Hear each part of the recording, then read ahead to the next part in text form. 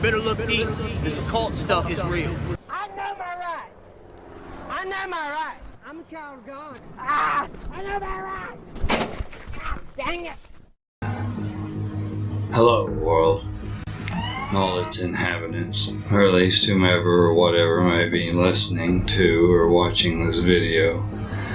Greetings, salutations, welcome to my little part of the collective, the human collective as a whole, if you will, my little corner of the hive mind, so to speak, now conjoining and overlapping, communicating with your part of the collective, as it were.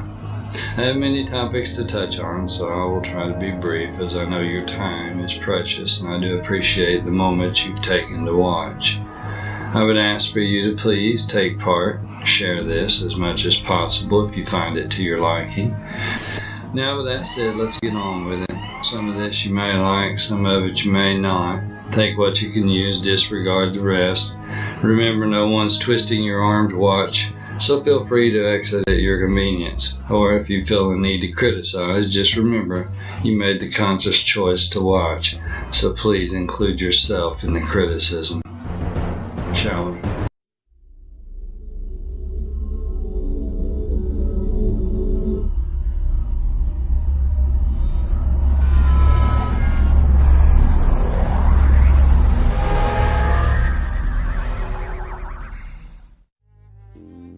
$1,500 years ago, everybody knew the Earth was the center of the universe. 500 years ago, everybody knew the Earth was flat.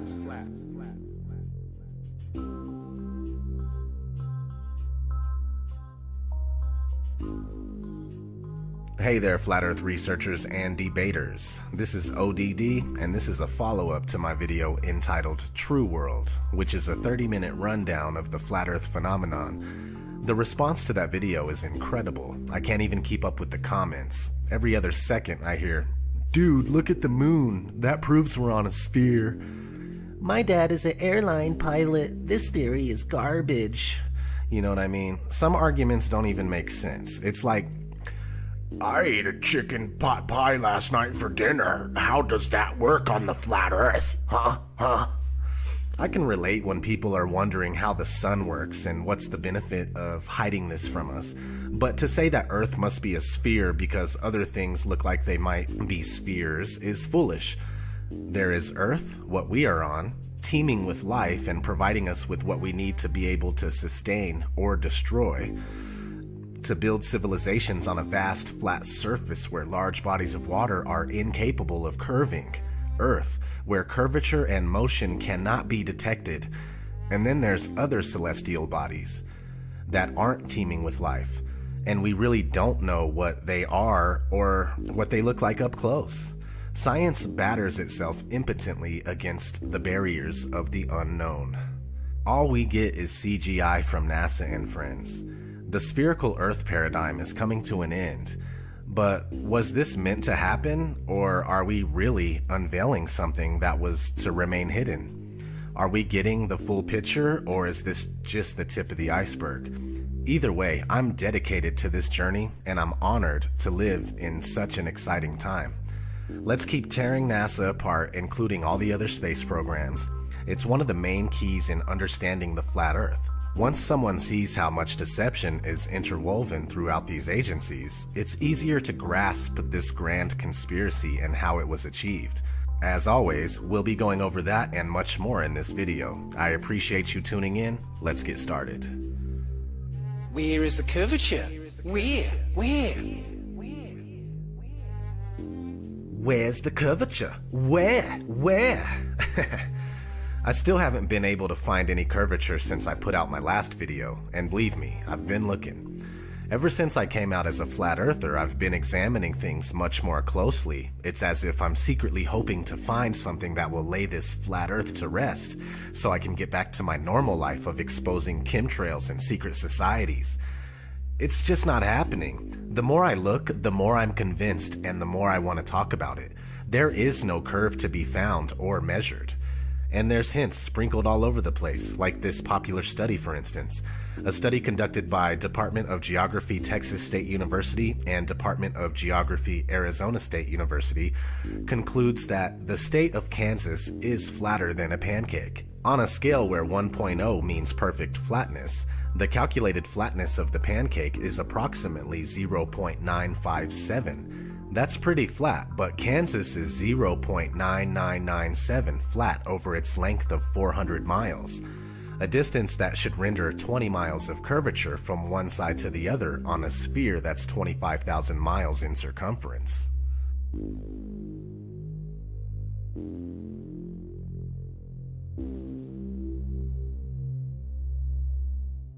And I've seen plenty of stuff at between 100,000 and 130,000 feet that's flat as a pancake. No matter where you are above the surface of the Earth, the horizon always rises to your eye level. Doesn't matter if you're standing on a beach, or up a hill, or in a plane at 35,000 feet. The horizon is always at eye level. We know intuitively if we stand on a beach with a panoramic view that the sea is flat. It's flat at sea level, it's flat from the top of Mount Everest, it's flat from over 20 miles high. In my efforts to try to prove the globe, it's falling apart with horizon tests and seeing things that we shouldn't be able to see. If the ball is real, the math shows that, you know, with the curvature, there are things we should not be able to see, and yet people are seeing it.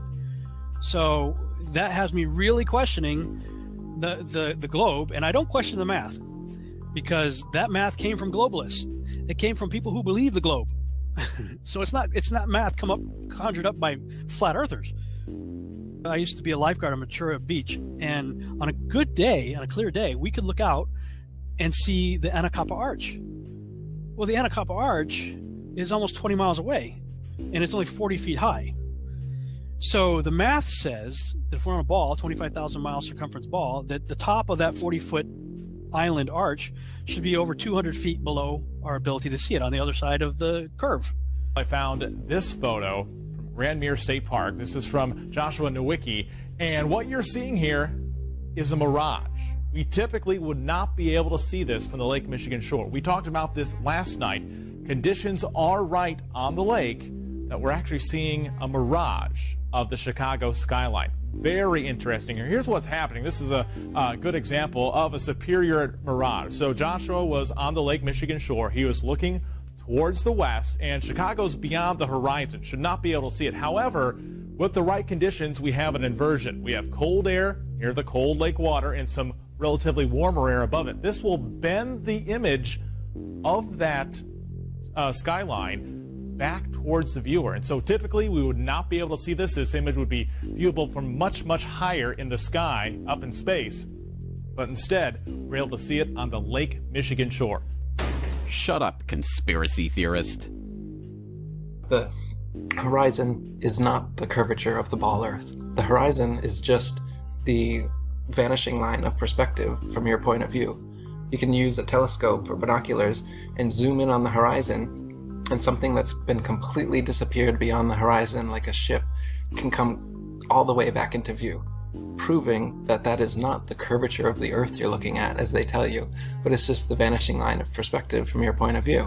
And they used to, and they still use that as a proof of the ball Earth. They say that ships going away, as you see their hulls disappear before the masthead, because they're going over the curvature of the Earth. Yet we've got technology now to prove that that's wrong, but they'll still keep saying it. I put it in my videos. I'll put it right here. I'll put it in this video of me talking about this right now. You may be watching this on YouTube. You're watching a horizon shot, seeing a boat that was out of view. Now it's completely into view, so you can see that that is not the curvature of the ball Earth, but there will still be 50 people in the comments section saying that that's the curvature of the ball Earth. The idea that people are standing, ships are sailing, and planes are flying upside down on certain parts of Earth, while others tilted at 90 degrees and all other impossible angles, is complete absurdity. The idea that a man digging a hole straight down could eventually reach sky on the other side is ludicrous. Common sense tells every free-thinking person correctly that there truly is an up and down in nature, unlike the everything is relative rhetoric of the Newtonian Einsteinian paradigm. There's no curvature. It's wonderful. This is like this is the most amazing thing ever. There's no curve. It's flat. Can you imagine? It's exactly what we see.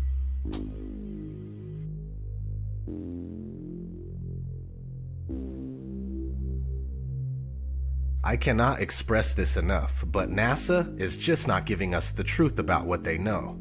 This is crucial to understand. Forget about the flat Earth for a minute if you have to. Focus on NASA and research them for a few days or for a few weeks.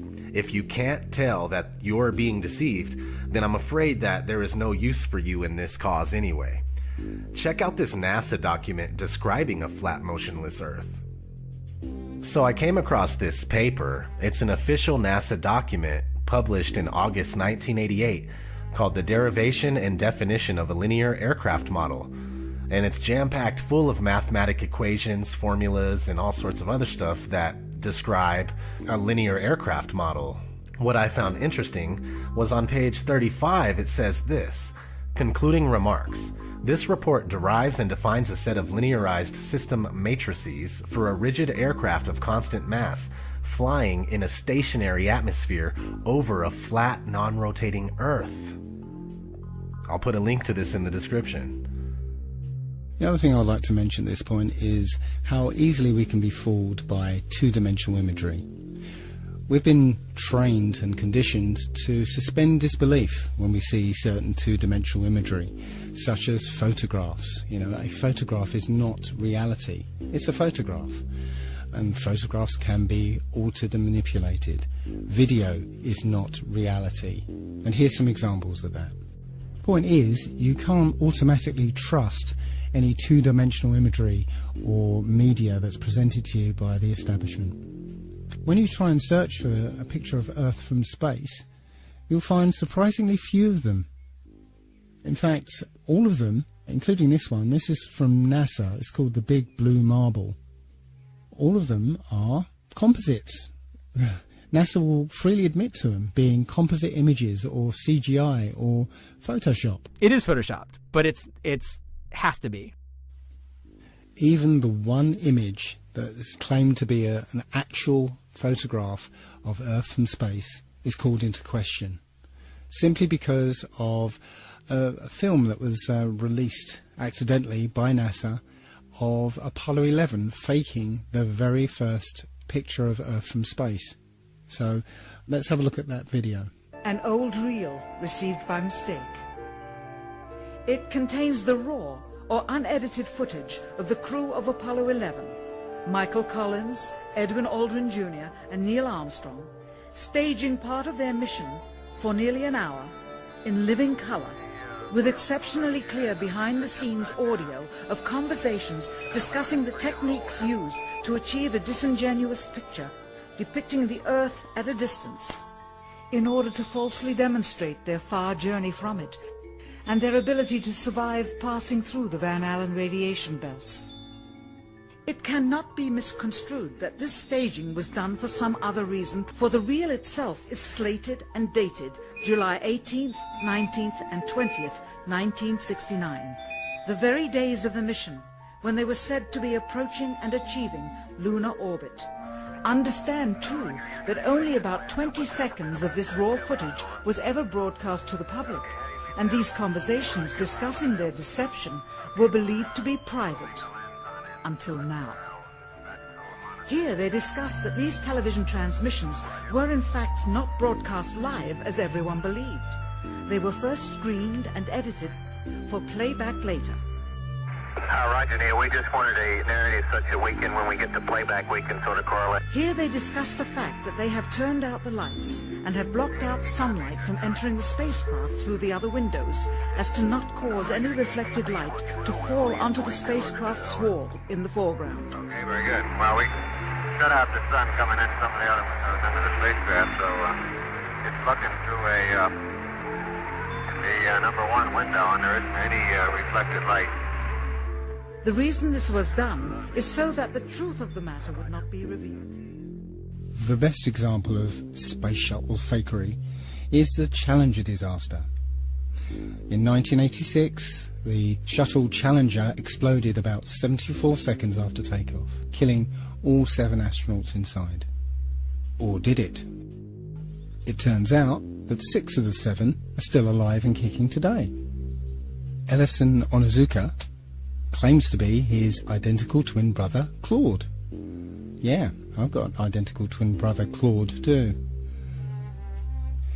The Challenger pilot, Mickey Smith, hasn't even bothered changing his name. He's now Professor Michael J. Smith of University of Wisconsin. Now, Krista McAuliffe was a bit of a sneaky one. She was the Challenger payload specialist, quite famous for being a teacher. It turns out during her astronaut days she was using her middle name, Krista, and now she goes by her first name, Sharon, and she's a Syracuse law professor. The Challenger commander, Francis Richard Scobie, is now Dick Scobie, which sounds like a rather unpleasant disease, CEO of Cows and Trees Limited. Judith Resnick, the Challenger mission specialist, again hasn't even bothered changing her name. She's a professor at Yale Law.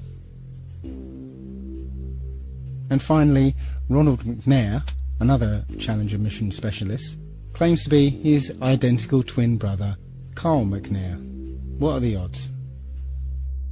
What most people don't realise is that all the characters in this story are all actors in the same club. As George Carlin put it.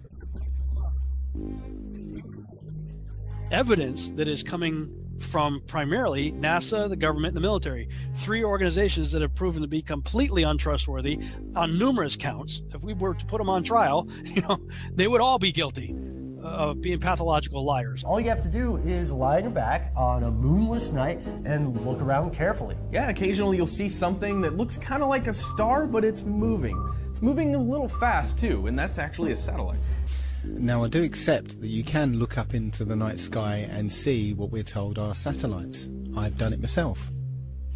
I've seen bright lights moving across the sky, but I have no idea what those things are. In this video, you can see several large, bright objects. However, none of them appear on any satellite tracking applications. When you look up at a jet airliner flying at 35,000 feet, you can only see it as a small dot.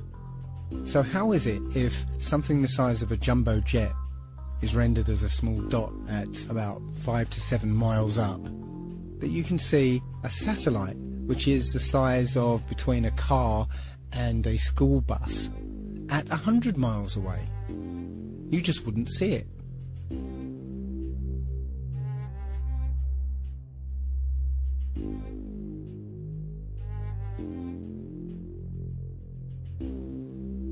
There may be things that are way beyond the human mind's ability to comprehend. I won't even go into stars here. Stars are still 100% a mystery. All we know is that they say that they are trillions of miles away. That's for you to believe or to not believe. But planets, okay, we can see them independently. They look like luminous objects in the distance. But without NASA CGI photos where shading is added, they can't be confirmed as spheres. Through my telescope, they don't appear to have life or livable terra firma. We simply don't know what they are, but they appear to just circle around us and have something to do with the mechanics of this reality. Just because something looks like a circle doesn't make something else a ball or an oblate spheroid.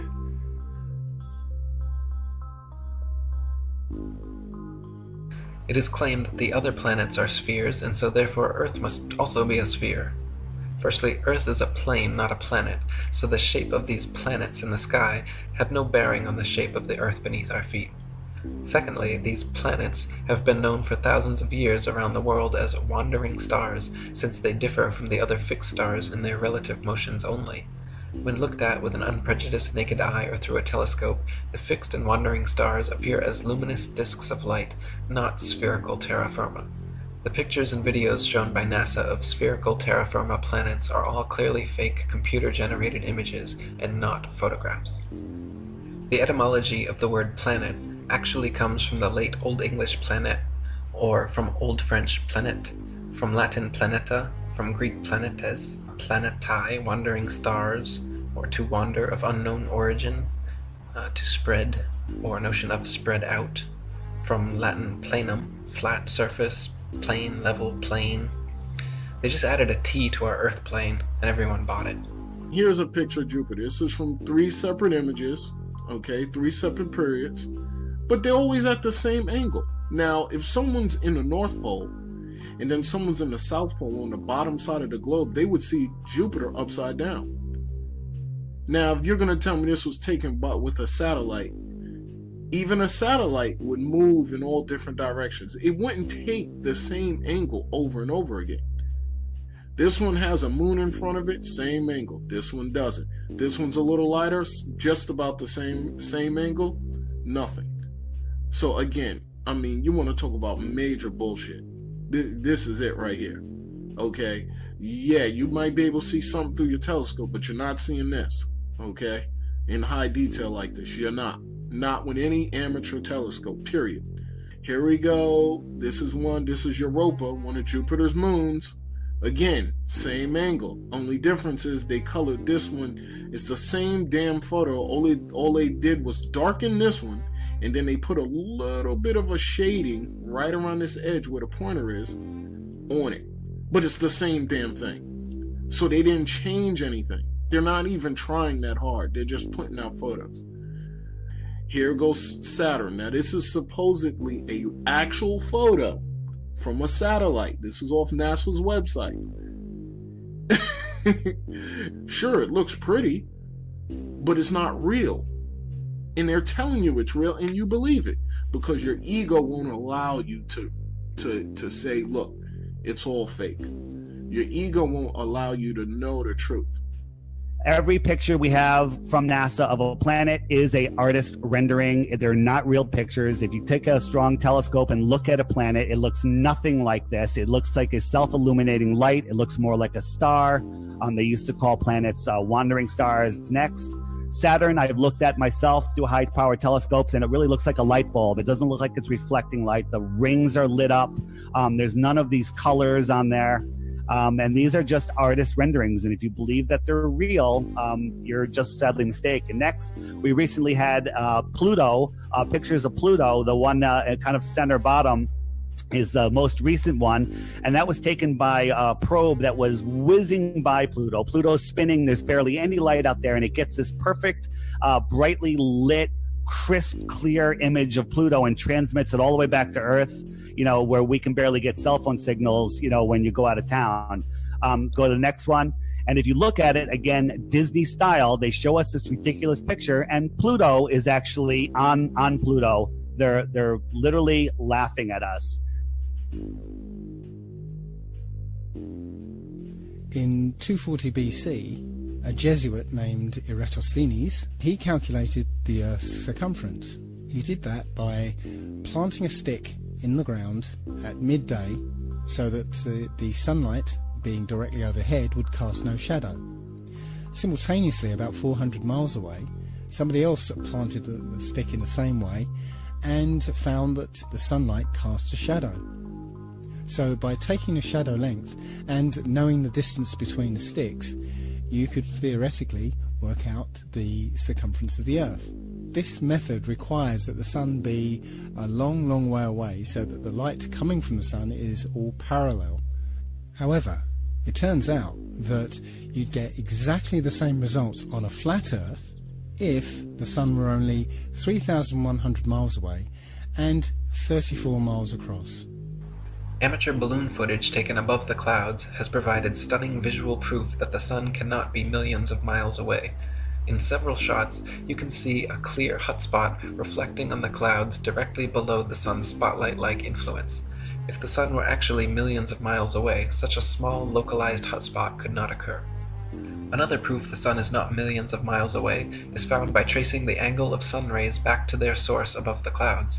There are thousands of pictures showing how sunlight comes down through cloud cover at a variance of converging angles. The area of convergence is, of course, the sun, and is not millions of miles away, but rather relatively close to Earth, just above the clouds. we'll talk about the vanishing point a little bit. These lines are parallel the way we see. They don't look parallel here, but if you flick to the next one, these are the corners of the hallway, and they rush to the point of convergence or the vanishing point. And that's how our eyes see. Everything rushes in from the sides, the top and the bottom, to our point of focus.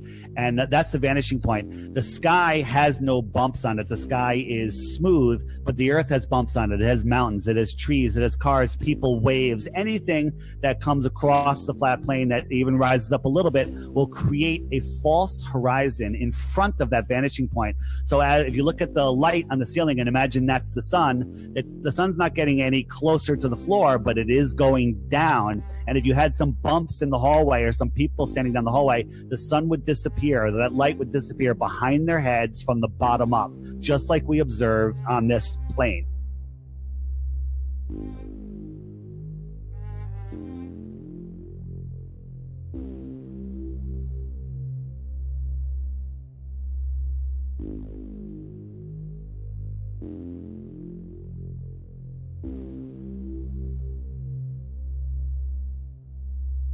Let's turn our attention to the moon.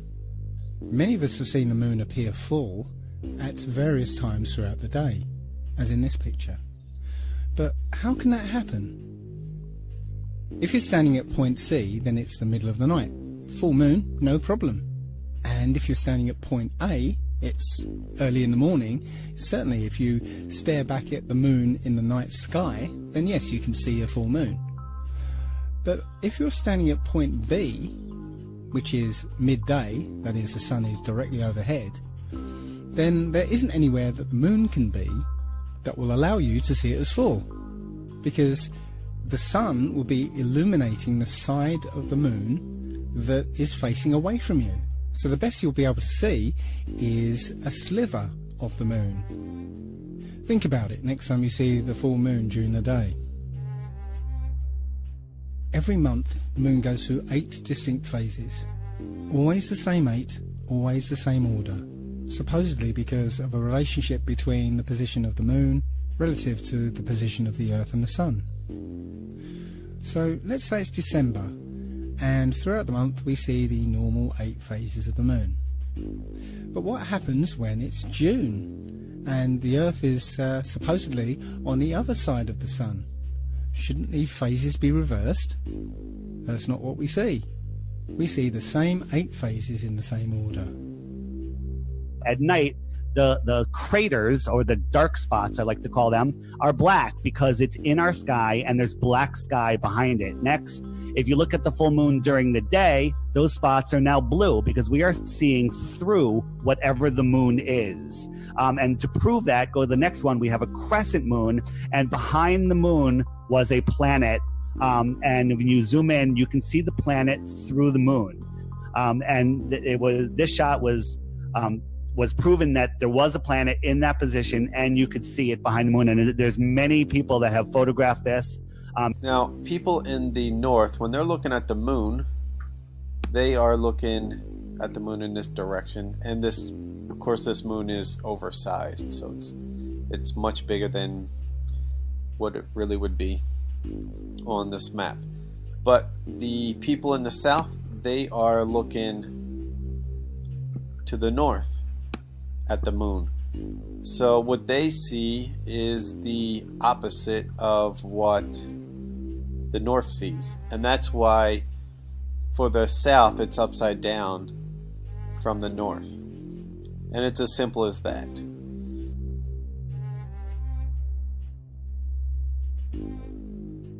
So I'll cut right to the chase. Powerful Jews are operating and manipulating this reality.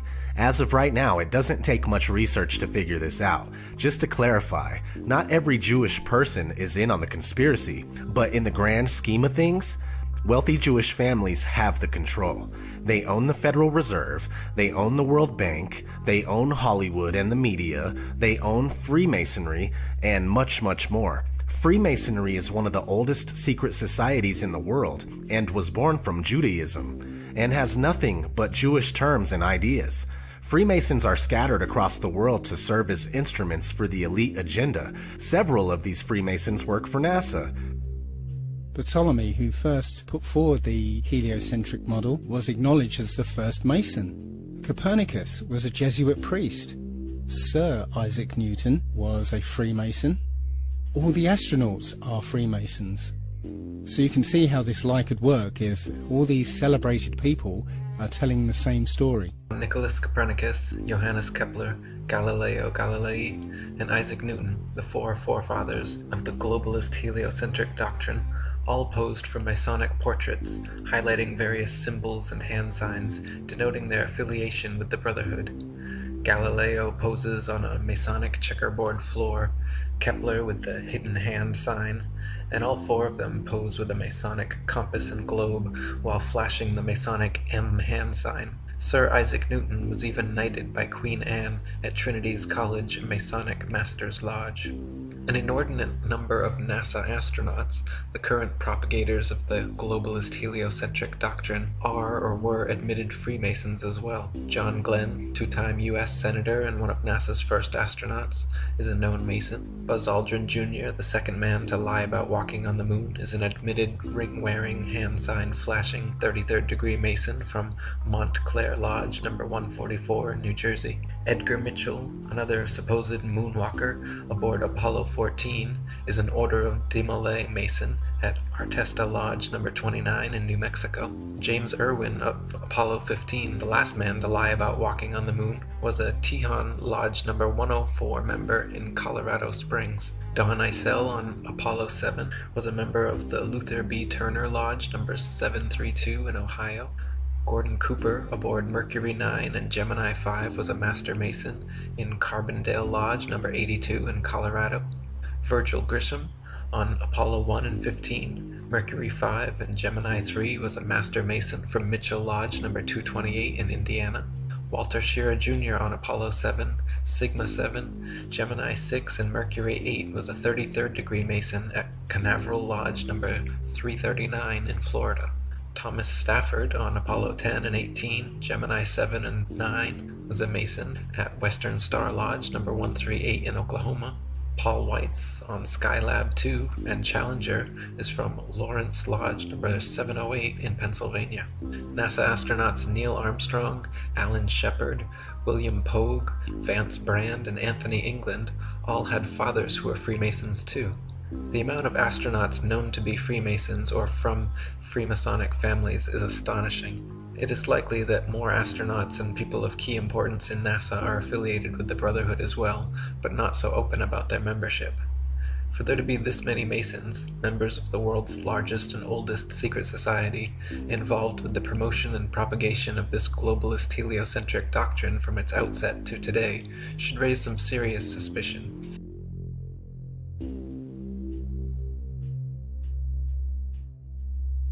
I'm still surprised how often I see the globe in corporate logos, almost every piece of media I look at, including commercials, magazines, and music videos, and album covers.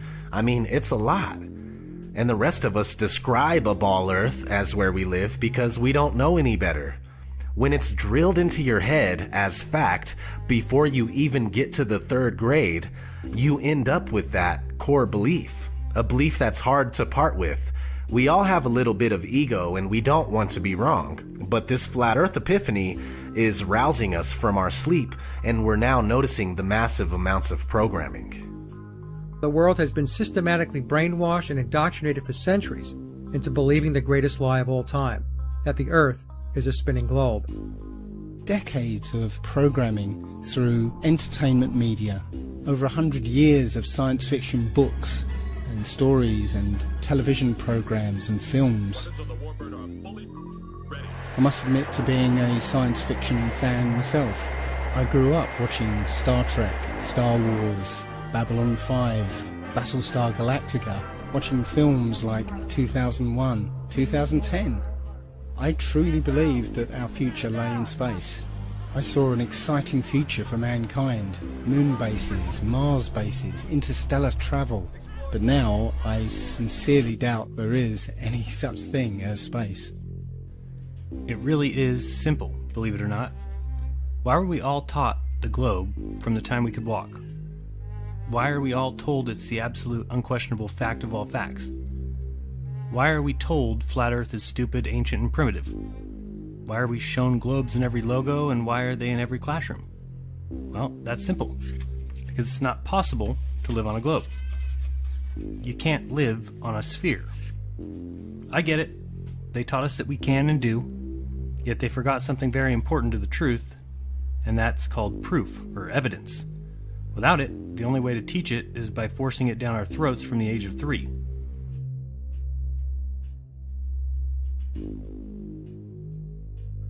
It's simple. Because worldwide governments and agencies trying to falsify where you live in your mind is the epitome of mind control. Think about it. History is already obscure and shrouded in secrecy. We don't know our true origins. What better than to also hide where we are and what our natural purpose is?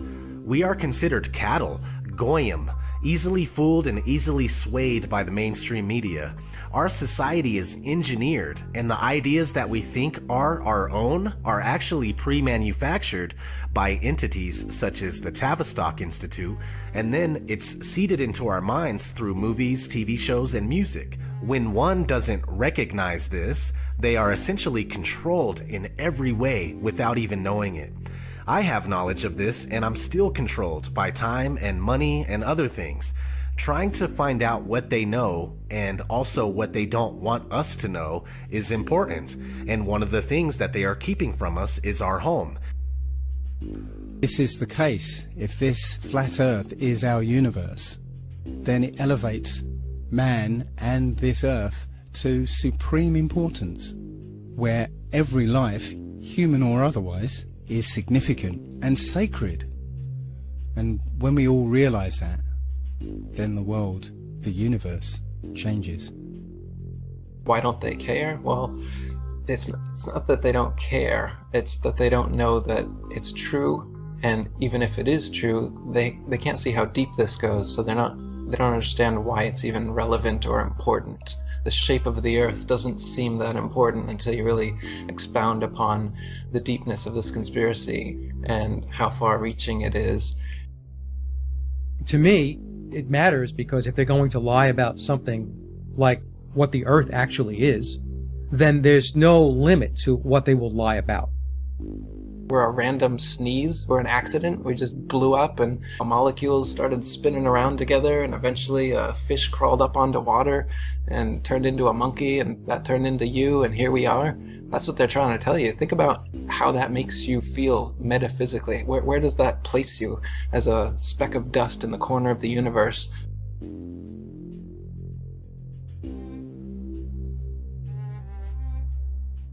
You can see the Earth is flat, you can feel the Earth is stationary, but according to the gospel of modern astronomy, you are wrong and a simpleton worthy of endless ridicule if you dare to trust your own eyes and experience. As much as people like to ridicule it and laugh about it and claim like there's no proof for it, when you really start digging into it, not only will you find reams and reams of proof and evidence for the flat Earth, you're going to find that there's no evidence whatsoever for the spinning ball Earth. The Earth is flat. The whole all the information about how the planet is a sphere is made up by NASA. It's a NASA conspiracy. They're just trying to find ways to get more funding, more money. But in reality, the Earth is flat, and the rim is completely closed off by this massive ice wall, kind of like in the Game of Thrones. Why do they believe this conspiracy? I don't understand what the point of it is. Do you see what I'm saying? I know. Like, what they is... are lunatics. Oh. And I think what it is that there is a certain group of people who have a psychological condition where they're paranoid about everything. Mm-hmm. And so this feeds into it. They're like, yes, I knew it. It is known that the Earth is flat. So what's behind you? Behind me, there is a wall of ice that goes up to space. But why would there be a wall of ice if you're in Dothraki and you're in a Dothraki field? I am near the Dothraki Sea. Oh, is that right? Okay. It was a great pleasure, and thank you for saving us from falling off the Earth. The pleasure is mine. Okay. Once you start seeing past this illusion and you accept that things aren't adding up, You also start to notice how this subject is heavily and unnecessarily ridiculed. It's the single most taboo topic in this day and age, yet the evidence for the flat Earth and the lack thereof for the spherical Earth have a different story that desires to be heard, and some people are hearing it. We're waking up and we don't care if you can't handle it. Others will handle it, and you'll be left with your pride and a flat Earth kernel in your brain driving you mad. Free yourself from this insanity, at least if you truly don't care. Focus your attention someplace else. There's no need to feed all of your energy into something that you thoroughly don't believe. We would love to have you on board, but we don't need you. You stay firmly put while the rest of us try to unlock the doors to the real knowledge. Prepare for the onslaught of NASA brainwashed zombies that are going to come your way, thinking that they know everything about the spinning ball they're living on.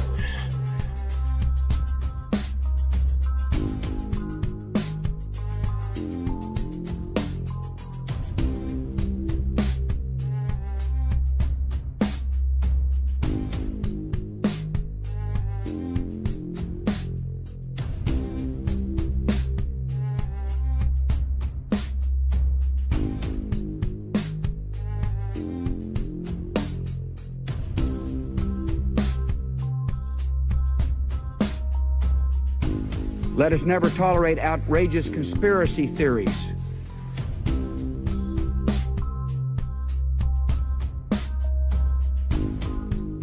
The world is flat, and it's a conspiracy of scientists and others who publish these pictures. The evidence is remarkable. People like me have not done our job. But shooting the messenger isn't going to change the science.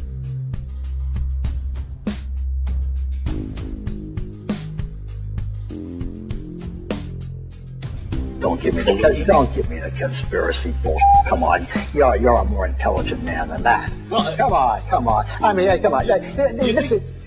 There has never been a conspiracy.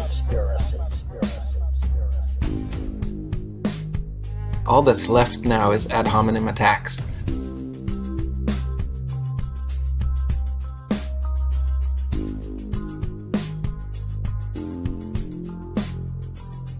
And if someone says the Earth is round and someone says the Earth is flat, at some point you're going to make a judgment. The Earth is flat, people, is just flat.